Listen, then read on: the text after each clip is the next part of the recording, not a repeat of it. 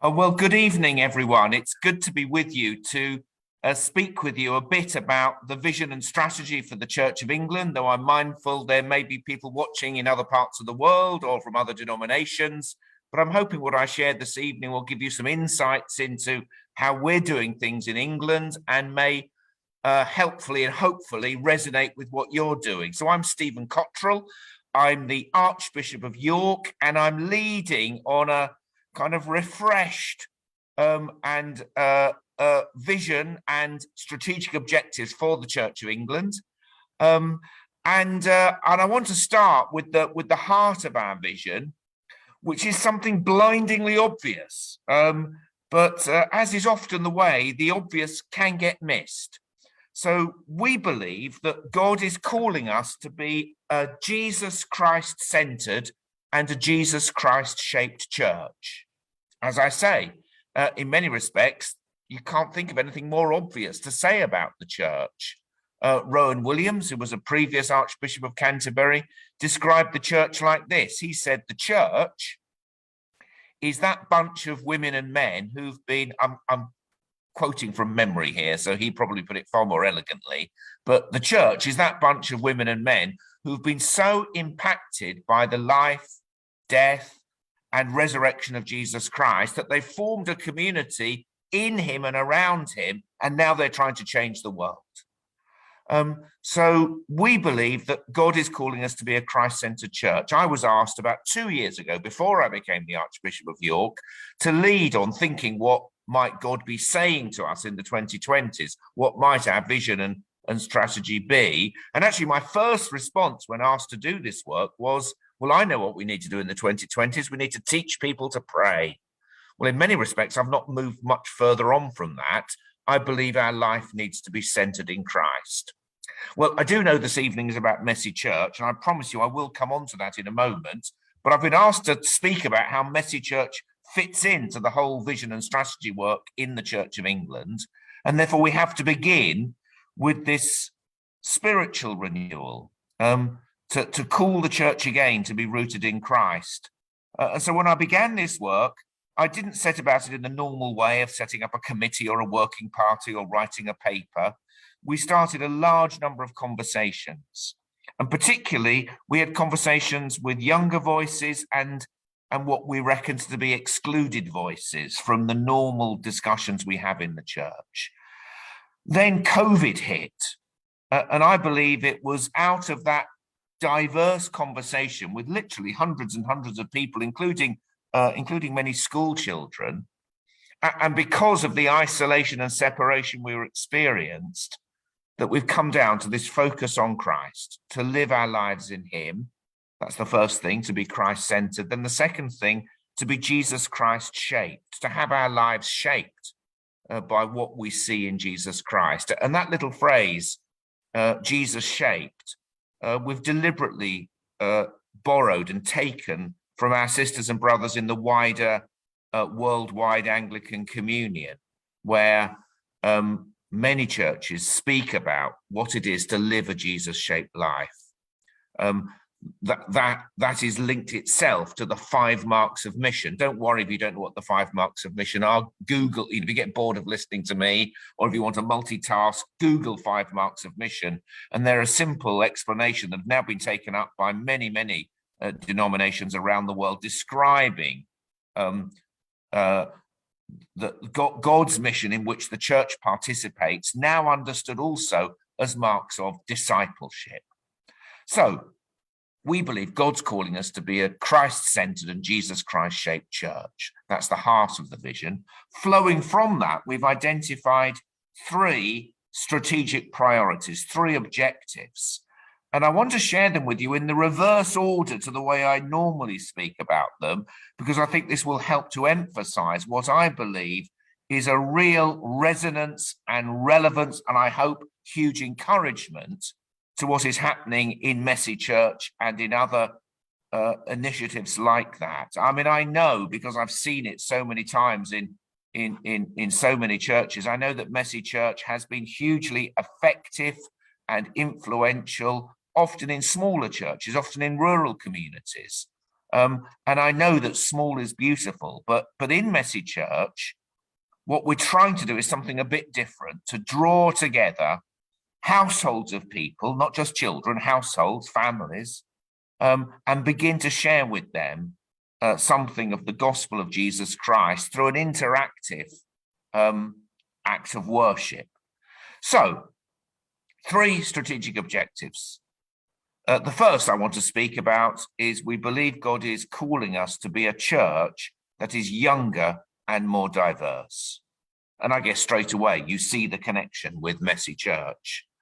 And I think it's the first time ever that the Church of England has so boldly stated that we need to grow younger. The demographics in the Church of England are not very encouraging reading.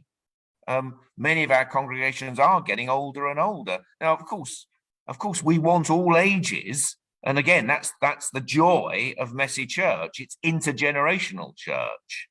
But obviously Messy Church has a particular desire and vocation to reach out to children and younger people alongside other members of their household. So the stated objective that we need to be younger and more diverse, meaning that we also need to better represent and reflect and include those who are so often marginalized and excluded from the life of the church. We need to look like the communities we serve, both in age and in diversity. So I believe Messy Church has a really important part to play in the development of this vision and strategy. And I hope that those of you who work in Messy Church in one way or another will be encouraged by the endorsement and the affirmation that what you're doing should know. I mean, I'm afraid it is the case that sometimes it's seen as being a bit marginal to what some people think of as real church. Real church is what happens on a Sunday morning at 10:30, and Messy Church, well, that's great, but it's marginal to the mainstream life of the church. As I want to go on to say, with the second objective, what we're doing in Messy Church is now right at the centre, though, of course, the centre is everywhere. If the church is that bunch of men and women so impacted by the life of Christ that they're trying to make a difference in the world, then whenever 2 or 3 are gathered together in and around Christ, being shaped by him, wherever church happens, that's the centre. So the second of our objectives is to be a church of missionary to be a church where mixed ecology is the norm. Don't be frightened of that phrase, mixed ecology. What this refers to is what you might call the whole ecosystem of the church. So the church has always been a beautiful but complex ecosystem. There have always been many different ways of being the church. There has never been a one-size-fits-all way of being the Church of Jesus Christ. Somebody was, I mean, this is perhaps a bit of the vision and strategy in the Church of England that's been a little bit contested, sometimes misunderstood. Somebody was quizzing me about it the other day, and I said to them, well, I can suggest a book that you might like to read, which you'll find really helpful on the subject of what it means to be a mixed ecology church. And what's the book, they asked me? I said, well, it's called the New Testament. So much, particularly the Acts of the Apostles, but many passages in Paul's letters are about how what begins as not much more than a Jewish sect becomes a worldwide faith. And the story of Christian mission is the story of cultural adaptability as the unchanging message of Jesus Christ translates itself into the constantly changing cultures and languages of the world, and where we're constantly trying to find new ways of living out and communicating that unchanging message, particularly to people who do not know Christ, who are not part of the church.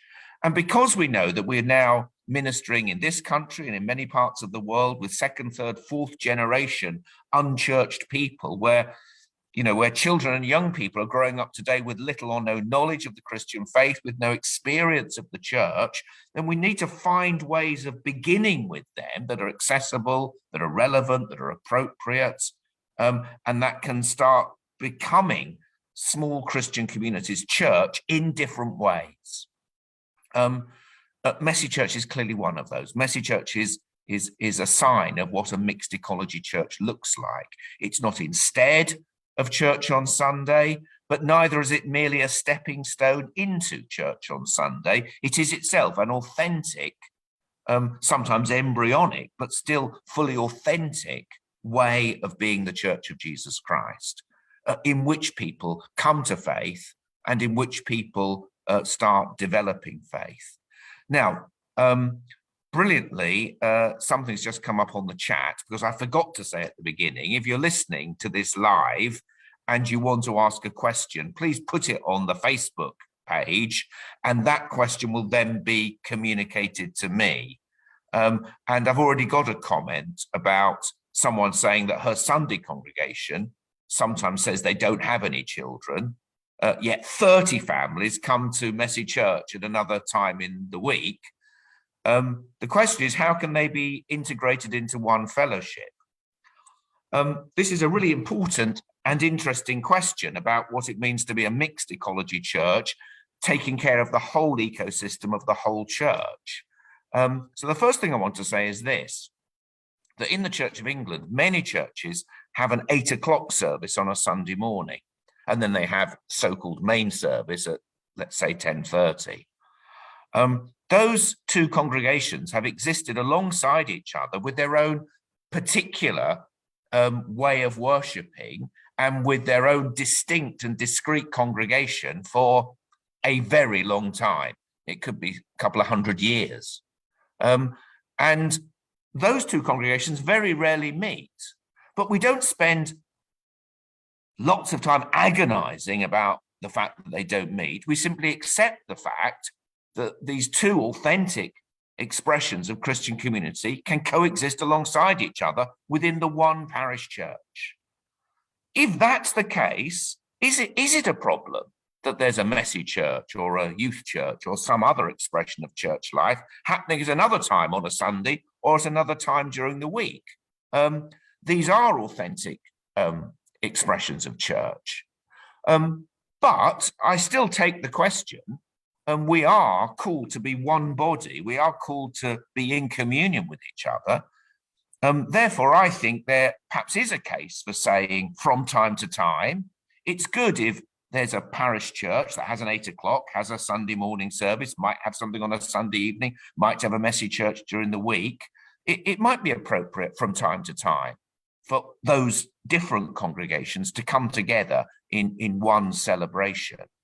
But I think the most important thing about recognizing the ecosystem of the church and thinking about mixed ecology not as being something strange, but as the norm, actually sets us free from thinking that one sort of church must be a stepping stone into another sort of church, to allow different ways of church to flourish and to coexist alongside each other. Some people have worried about, is this somehow a threat to the parish system, which is the bedrock of the Church of England? The answer is no, it isn't. I say that for two reasons. One, because most of the new initiatives that I've seen and experienced have usually emerged from the life of a parish. They're not intended to replace it. They are an expression of it. They're an expression of it which recognizes that in today's world, we no longer simply live our lives in neighborhoods. We also live in our lives in networks, not least the digital network that I'm speaking to you through this evening. And therefore, we need different expressions of church in the different places, including the virtual places in which we live our lives. And the great hope in the Church of England is that we will find pathways into belonging for people in their neighborhoods, but also at work, at school, in places of leisure, and indeed online. And that will coexist in a vibrant, flourishing, mixed ecology church This, I think, will be a revitalization of the parish system, remembering that the big aim, the wonderful, wonderful vision of the parish system, indeed the historic vocation of the Church of England, is to be the church for everyone. But I think what I want to say very clearly is we can't be the church for everyone if we are putting all our eggs in only one expression of being church. Think about chaplaincy. I'm going a bit off message here with Messy Church. I'll come back in a second. Think of chaplaincy. If you're a school chaplain or an army chaplain, you are meeting with so many hundreds and hundreds and hundreds of young people every week in the way that actually, sadly, most parish clergy don't. So we need to be a church that's younger and more diverse. And in order to do that, we need to be a much more of a mixed ecology church with different pathways into belonging. And Messy Church is one way of doing that, particularly intergenerationally and particularly with families and particularly therefore with children. And it's something to be celebrated, encouraged and strengthened. And by the way, if you are a Messy Church leader in any denomination, but I'm thinking of the Church of England, please make sure you enter your Messy Church service in the service register.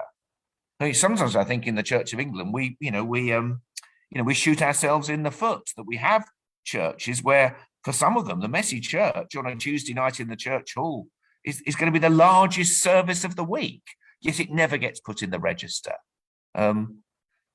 Thirdly, finally, our strategic objective is to be a church of missionary disciples. And obviously that's key to everything. Nothing is going to happen unless all of us grow in our own relationship with Christ, our own service of the gospel.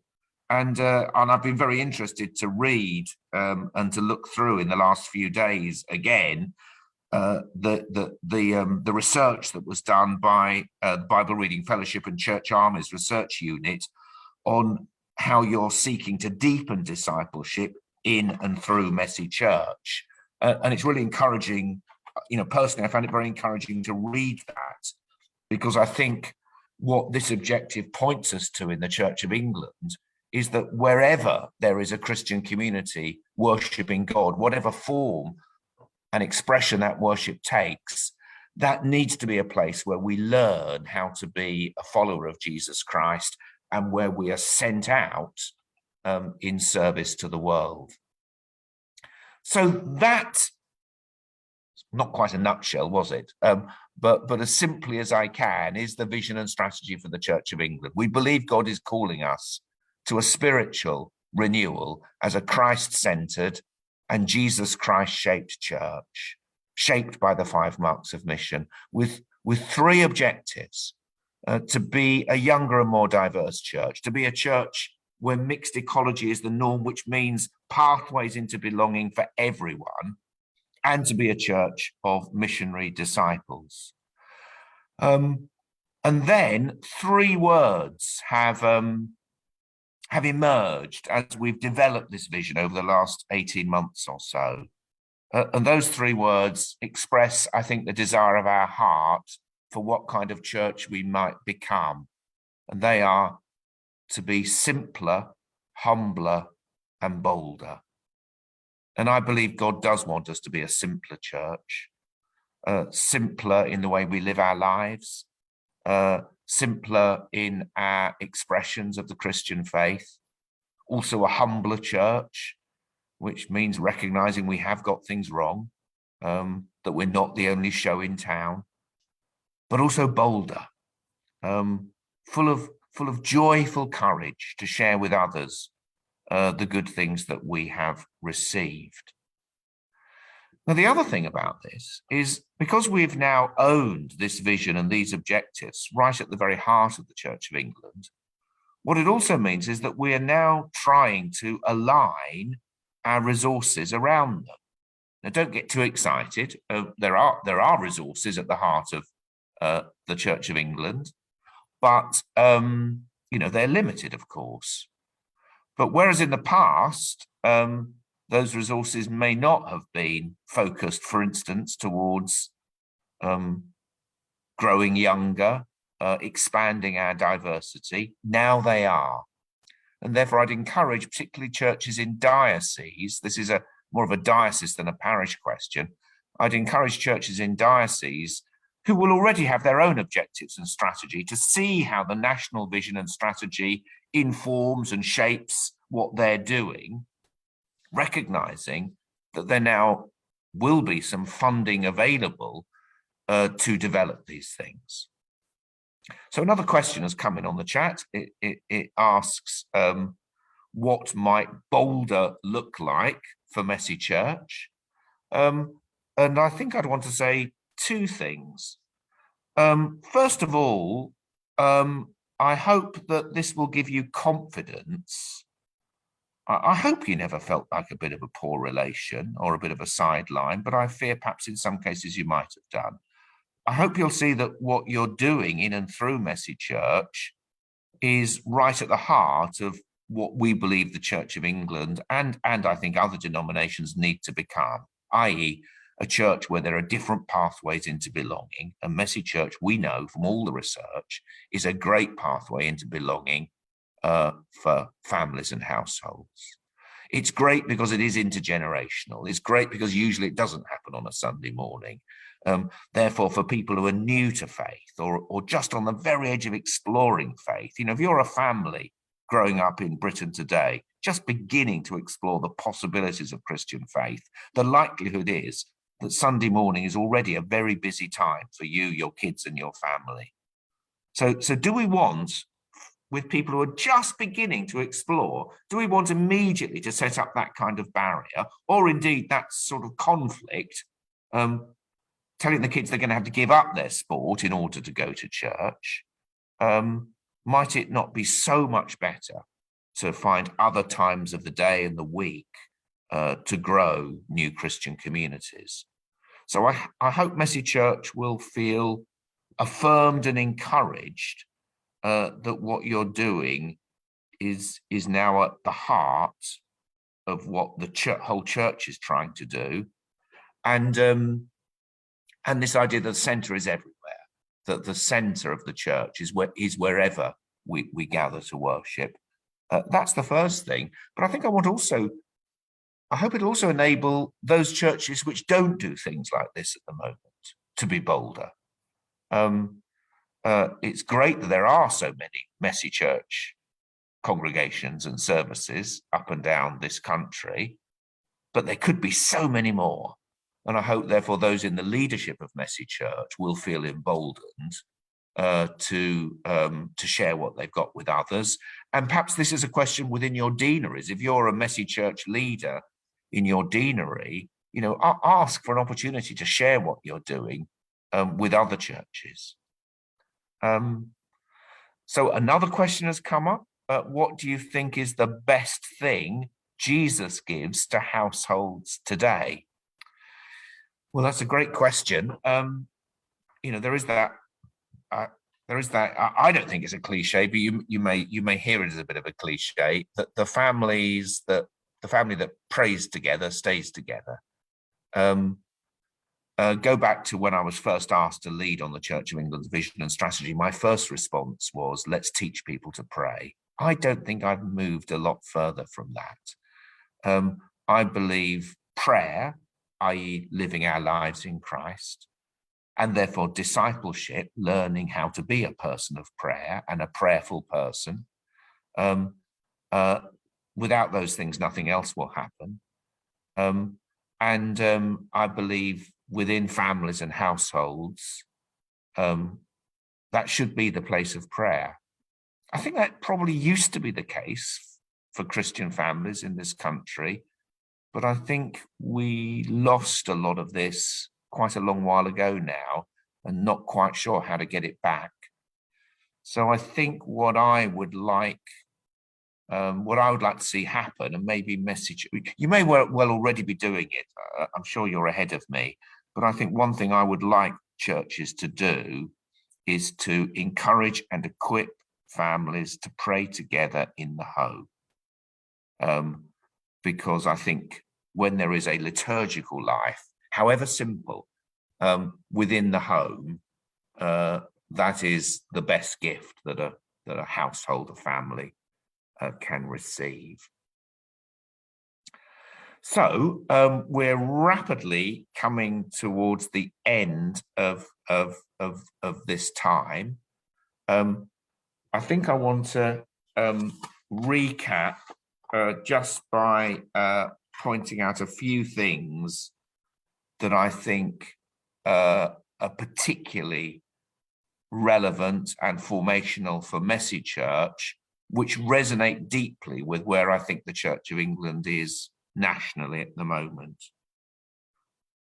First and foremost, younger. I don't have the statistics in front of me, but I'm pretty confident that the average age of people who attend Messy Church is quite a bit younger than all other forms of worship. That is something to be celebrated and encouraged. I think Messy Church is showing the way that the new initiatives and new pathways into belonging and new Christian communities we need don't need to be big, don't need to be expensive, don't need lots of bells and whistles and flashy lights. Most of the Messy churches I've ever been to, and I've been to quite a lot, they've usually been relatively small, often in rural areas.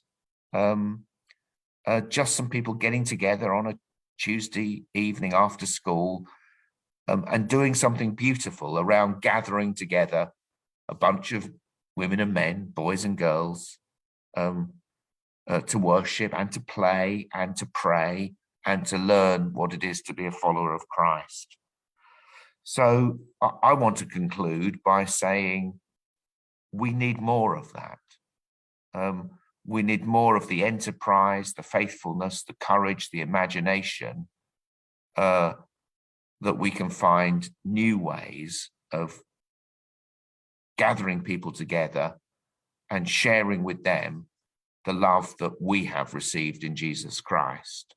In that way, I think we will become the simpler, humbler, bolder church that I think God's calling us to. We might even begin to see the Church of England grow. This is my opportunity as I finish to thank the inspirational leadership of Messy Church, which, from nothing, not that many years ago, has become such an important part of the ecosystem of the church, and I hope will continue to grow and also give birth to new things as we enter into this season of experimentation and enterprise in order to fulfill our vocation to make disciples of the nations and to share the gospel with everyone. So thank you very much for being part of this and listening this evening. May God richly bless you in the different initiatives you are part of in Messy Church and in the communities where you serve.